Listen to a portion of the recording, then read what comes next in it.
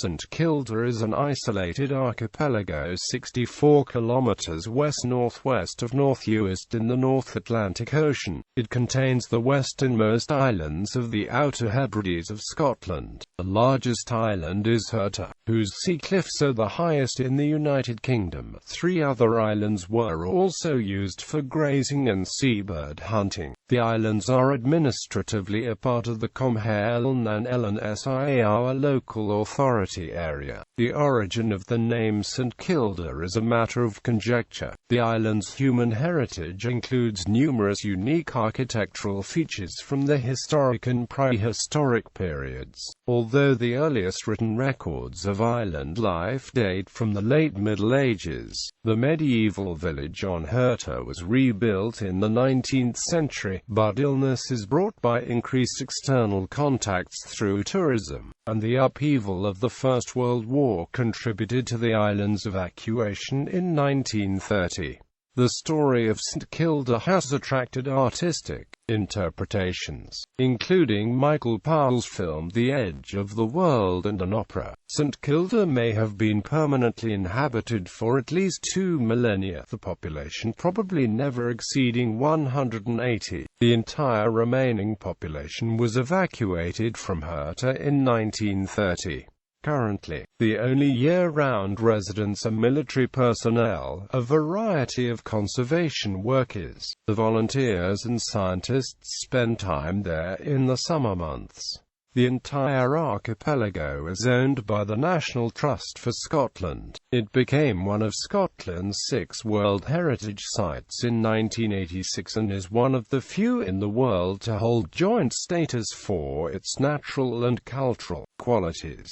Parties of volunteers work on the islands in the summer to restore the many ruined buildings that the native St Kildans left behind. They share the island with a small military base established in 1957. 2 different early sheep types have survived on these remote islands, the Soay, an Neolithic type, and a Borery, an Iron Age type. The islands are breeding ground for many important seabird species, including northern gannets, Atlantic puffins, and northern fulmars. The St Kilda wren and St Kilda field mouse are endemic subspecies.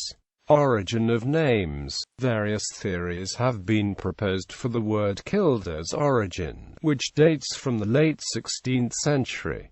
No saint is known by the name. Haswell Smith notes that the full name St Kilda first appears on a Dutch map dated 1666, and that it may have been derived from Norse Sant Kelda or from a mistaken Dutch assumption that the spring Toberchilda was dedicated to a saint. Martin, who visited in 1697, believed that the name is taken from one Kilda, who lived here, and from him the large well to beer Kilda has also its name. Maclean similarly suggests it may come from a corruption of the Old Norse name for the spring on Hirta, Childa, and states that a 1588 map identifies the archipelago as Kilda. He also speculates that it may refer to the Chaldees, anchorites who may have brought Christianity to the island, or be a corruption of the Gaelic name for the main island of the group, since the islanders tended to pronounce R as L, and thus habitually referred to the island as Hirta. Steele adds weight to the idea, noting that the islanders pronounced the H with a somewhat guttural quality, making the sound they used for Hirta almost Kilta. Similarly, St Kilda speakers interviewed by the School of Scottish Studies in the 1960s show individual speakers using T initial forms, leniting de Parawa, e.g., An and T Hirta and Gu Hirte. Maclean further suggests that the Dutch may have simply made a cartographical error and confused Hirta with Skilda, the old name for Haskir Island much nearer the main Outer Hebrides archipelago. Quine hypothesizes that the name is derived from a series of cartographical errors, starting with the use of the Old Icelandic Skildir and appearing as Skilda on a map by Nicholas de Nicolay. This, so the hypothesis goes, was transcribed in error by Lucas J. Wagenaar in his 1592 charts without the trailing R and with a period after the S, creating S.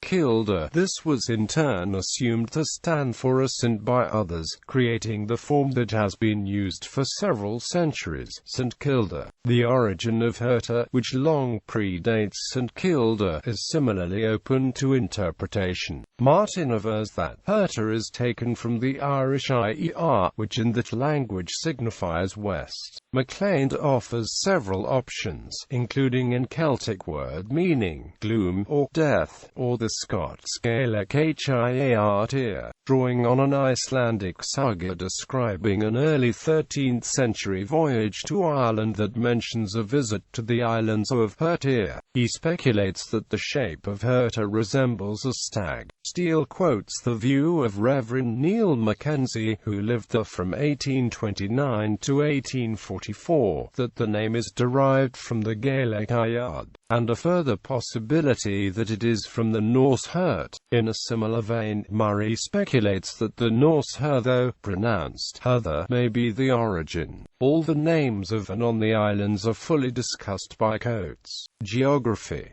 The islands are composed of tertiary igneous formations of granites and gabbro, heavily weathered by the elements.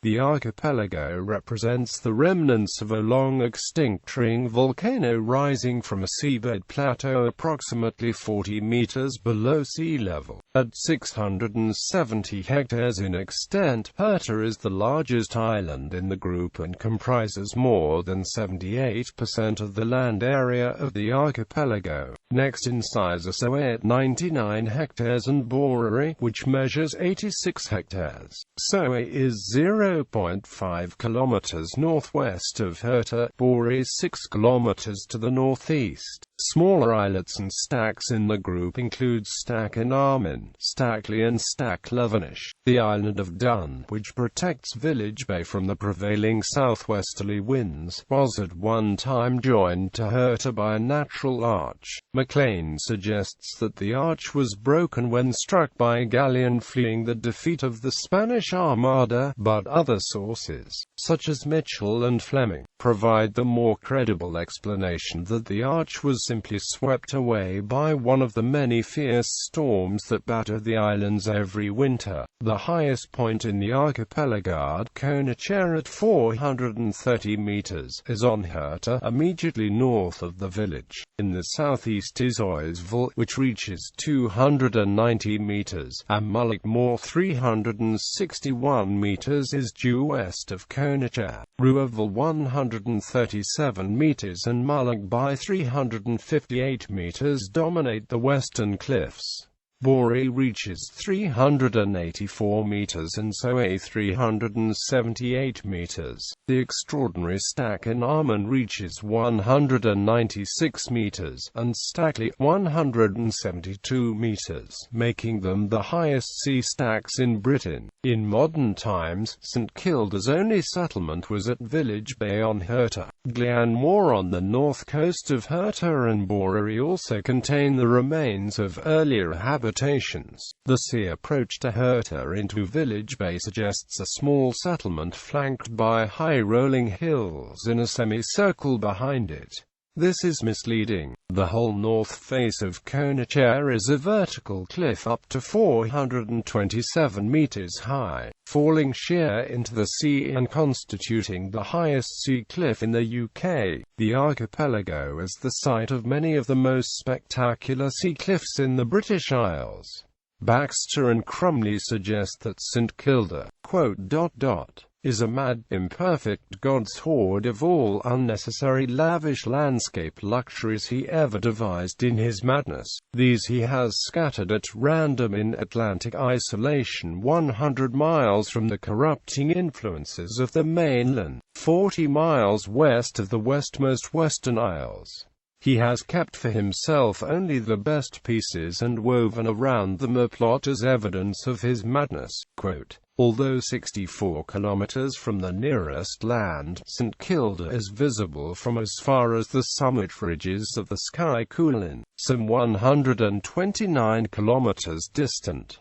The climate is oceanic with high rainfall 1,400 mm and high humidity. Temperatures are generally cool, averaging 5.6 degrees Celsius in January and 11.8 degrees Celsius in July. The prevailing winds, especially strong in winter, are southerly and southwesterly. Wind speeds average 13 km per hour approximately 85% of the time, and more than 24 km per hour more than 30% of the time. Gale force winds occur less than 2% of the time in any one year, but gusts of 185 km per hour and more occur regularly on the high tops, and speeds of 209 km per hour have occasionally been recorded near sea level. The tidal range is 2.9 meters, and ocean swells of 5 meters frequently occur, which can make landings difficult or impossible at any time of year. The oceanic location protects the islands from snow, which lies for only about a dozen days per year. The archipelago's remote location and oceanic climate are matched in the UK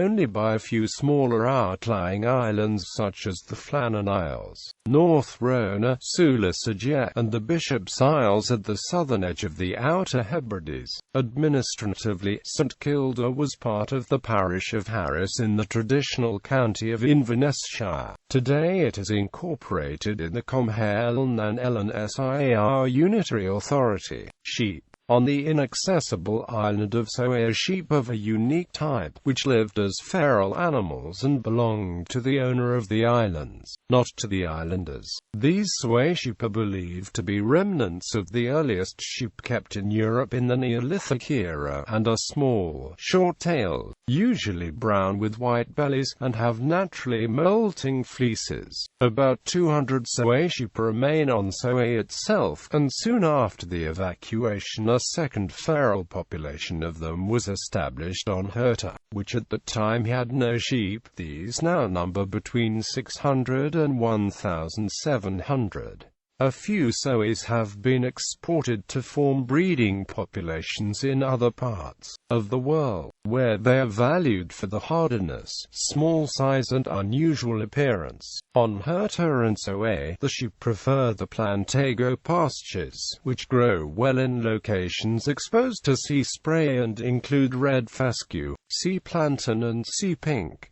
The St Kildans kept up to 2,000 of a different type of sheep on the islands of Hirta and Borari. These were a Hebridean variety of the Scottish dun-face, a primitive sheep probably similar to those kept throughout Britain during the Iron Age. At the time of the evacuation, all the islanders' sheep were removed from Hirta, but those on Borari were left to become feral, and these are now regarded as a breed in their own right. The Borari. The Borari is one of the rarest British sheep, and is one of the few remaining descendants of the dun-face. Wildlife. St Kilda is a breeding ground for many important seabird species. One of the world's largest colonies of northern gannets, totaling 30,000 pairs, amount to 24% of the global population. There are 49,000 breeding pairs of leach's petrels, up to 90% of the European population, 136,000 pairs of Atlantic puffins, about 30% of the UK total breeding population, and 67,000 northern fulmar pairs, about 13% of the UK total. Dun is home to the largest colony of fulmars in Britain. Prior to 1828, St Kilda was their only UK breeding ground, but they have since spread and established colonies elsewhere, such as Fowlsh. The last great auk seen in Britain was killed on Stack in Armagh in July 1840. Unusual behavior by St Kilda's bonxes was recorded in 2007 during research into recent falls in the leach's petrel population. Using night vision gear, ecologists observed the skuas hunting petrels at night, a remarkable strategy for a seabird.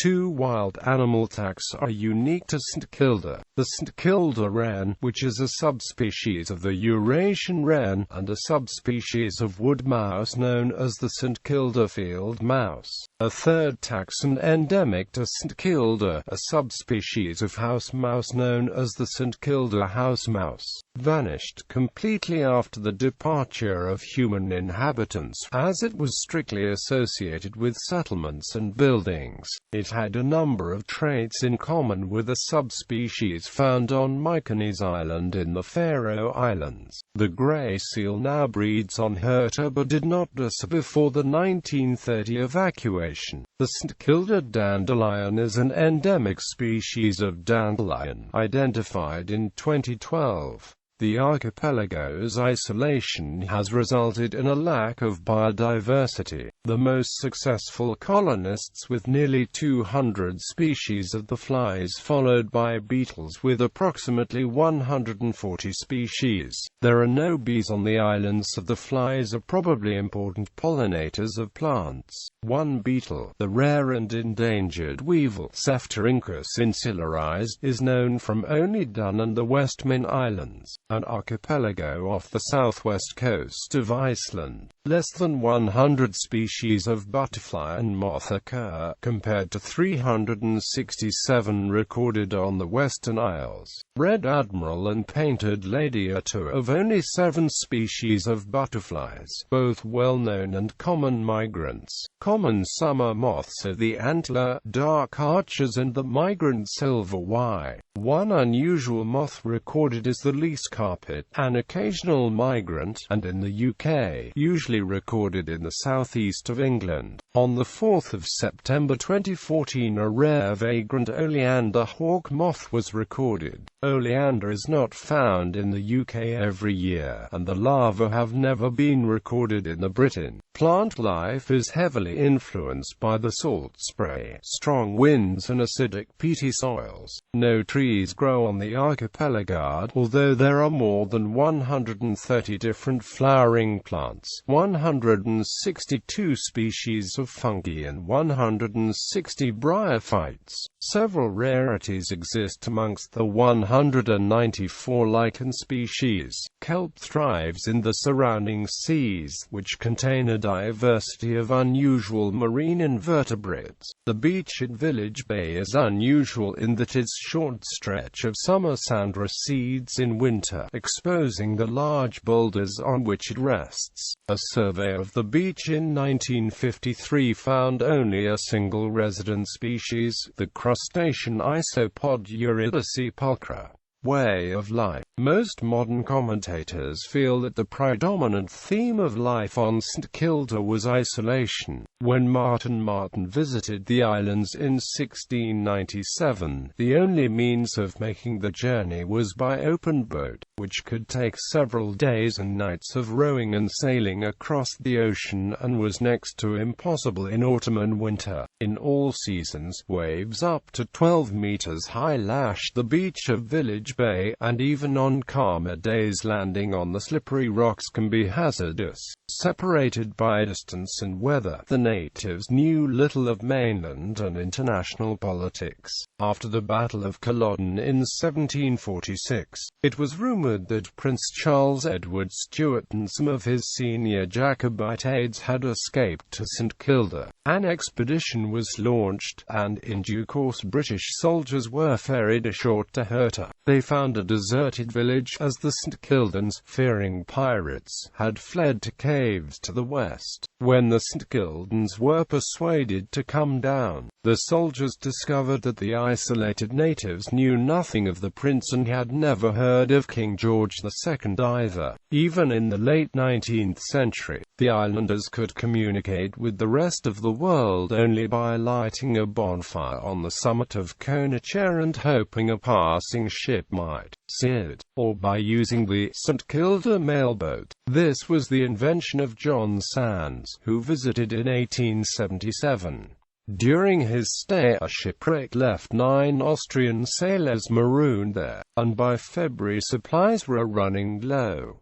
Sands attached a message to a lifebuoy salvaged from the Petite Dobrovatsky and threw it into the sea. 9 days later it was picked up in Bursey, Orkney, and a rescue was arranged. The St Kildans, building on this idea, would fashion a piece of wood into the shape of a boat, attach it to a bladder made of sheepskin, and place in it a small bottle of tin containing a message. Launched when the wind came from the northwest, 2/3 of the messages were later found on the west coast of Scotland or, less conveniently, in Norway. Another significant feature of St Kildan life was the diet. The islanders kept sheep and a few cattle and were able to grow a limited amount of food crops such as barley and potatoes on the better drained land in Village Bay. In many ways the islands can be seen as a large mixed farm. Samuel Johnson reported that in the 18th century sheep's milk was made into small cheeses by the St Kildans.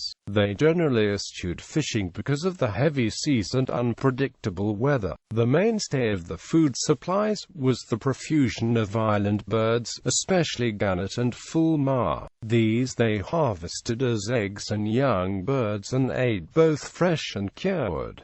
Adult puffins were also caught by the use of fowling rods. This feature of island life came at a price. When Henry Brougham visited in 1799, he noted that the air is infected by a stench almost insupportable, a compound of rotten fish, filth of all sorts and stinking sea fowl. An excavation of the Tay and Sadish in 1877 by Sands unearthed the remains of gannet, sheep, cattle and limpets amidst various stone tools. The building is between 1,700 and 2,500 years old, which suggests that the St Kildan diet had changed little over the millennia. Indeed, the tools were recognized by the St Kildans, who could put names to them as similar devices were still in use. These fowling activities involved considerable skills in climbing, especially on the precipitous sea stacks. An important Highland tradition involved the mistress stone, a door-shaped opening in the rocks northwest of Ruivel overhanging a gully. Young men of the island had to undertake a ritual to prove themselves on the crags and worthy of taking a wife.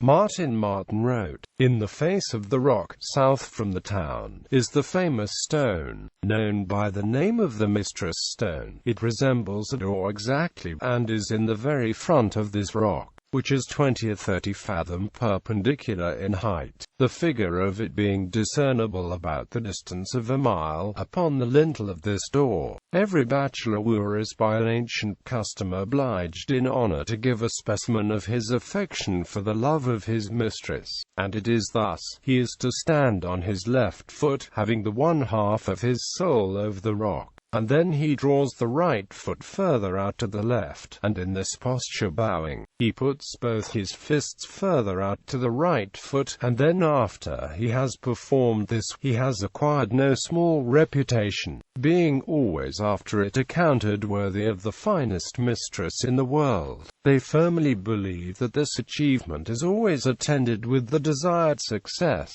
This being the custom of the place, one of the inhabitants very gravely desired me to let him know the time limited by me for trying of this piece of gallantry before I designed to leave the place, that he might attend me. I told him this performance would have a quite contrary effect upon me, by robbing me both of my life and mistress at the same moment." Another important aspect of St Kildan life was the daily Parliament. This was a meeting held in the street every morning after prayers and attended by all the adult males, during the course of which they would decide upon the day's activities. No one led the meeting, and all men had the right to speak. According to Steele, discussion frequently spread discord, but never in recorded history were feuds so bitter as to bring about a permanent division in the community. This notion of a free society influenced and enriched Mirral's vision for the new Scottish Parliament building, opened in October 2004. Whatever the privations, the St Kildans were fortunate in some respects. facts, for their isolation spared them some of the evils of life elsewhere. Martin noted in 1697 that the citizens seemed happier than the generality of mankind, as being almost the only people in the world who feel the sweetness of true liberty. And in the 19th century their health and well-being was contrasted favourably with conditions elsewhere in the Hebrides. Theirs was not a utopian society. The islanders had ingenious wooden locks for their property, and financial penalties were exacted for misdemeanours. Nonetheless, no resident St. Kilda is known to have fought in a war, and in 4 centuries of history, no serious crime committed by an islander was recorded there.